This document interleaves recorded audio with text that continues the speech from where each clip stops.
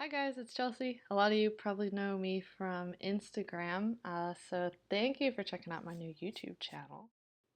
Today we're going to be inking and coloring this blooming tattoo babe, and I guess I'll just kind of talk you through a little bit of my process. For this one I used for the sketch, it's Prisma Col-Erase pencil in Carmine Red, and then the line art is done with Copic Multiliners. I use the black and the pink color. And I usually use the sizes 0.1 and 0.05. All of the Copic colors are going to be listed down in the description box, so if you guys want to know sort of like what colors I was using for this piece, open that up and they'll all be listed right there. So I get asked a lot where my ideas come from, and so I thought I'd touch on that a little bit in this video. So the idea behind this one came from a piece that someone on Instagram drew for me, and it was this girl with a really pretty floral thigh tattoo. So I thought, like, I would just want to draw a girl with tattoos. And that was the start of it. The whole blooming aspect sort of happened as I was doing sort of like my sketch thumbnail concept ideas, and it ended up being like a pretty deep idea, and like the meaning behind the tattoo is becoming, manifesting into real life as it blooms off of her body. I did not set out to have it be that deep. It was literally just I want to draw a girl with tattoos.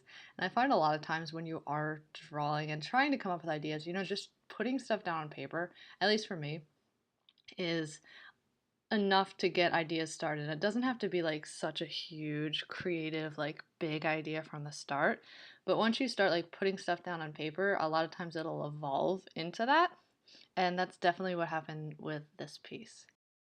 So I'm going to show you some of the color studies I did for this one, and you can see I did 4 color studies. These are like super helpful if you have a hard time picking colors and you can't really envision how it's going to look in the end, or if you get kind of anxious with colors and you're afraid you're going to mess up the piece, which is definitely something I have always struggled with. Colors have always been kind of scary for me.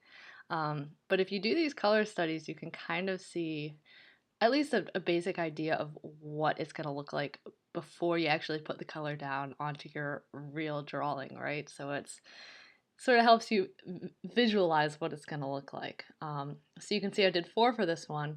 The first one I really liked. I thought it had a lot of contrast with the hair and the flower. It kind of had, the hair and the flower were the focal points of it. The second one, the colors were a little bit too much of the same color. They were all kind of like grayed out and toned down in muted colors. And I thought it had a really cohesive look, but there wasn't sort of like, that pop that really drew the eye. And I did want this piece to be quite colorful. And the third one I did like, but it just wasn't perfect. So I ended up actually bringing in some of the elements I liked from the first one, the brighter flower color, and created the fourth one, which is kind of like a hybrid of all my favorite things from all of them. And, if I had just sat down and colored this without the color studies, I probably would have done the first one because that was the first thought that came to my head.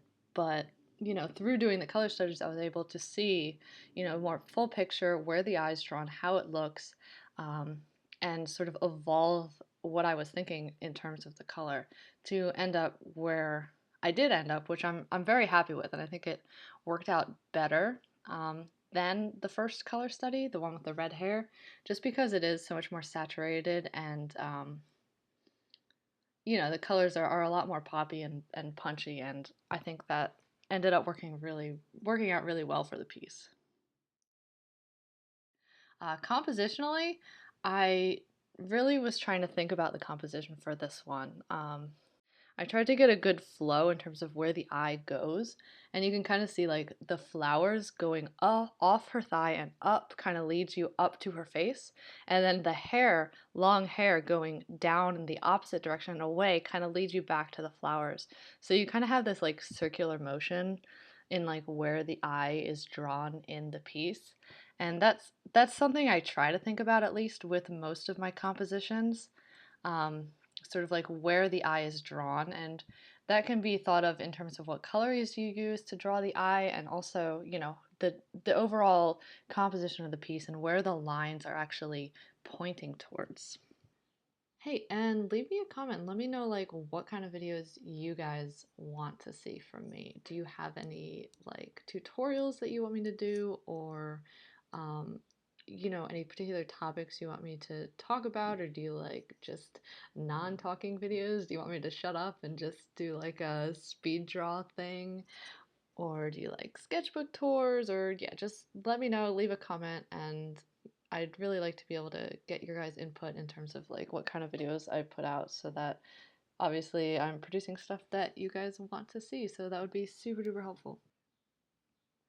And we're just about done. If you guys are still here watching this, thank you so much.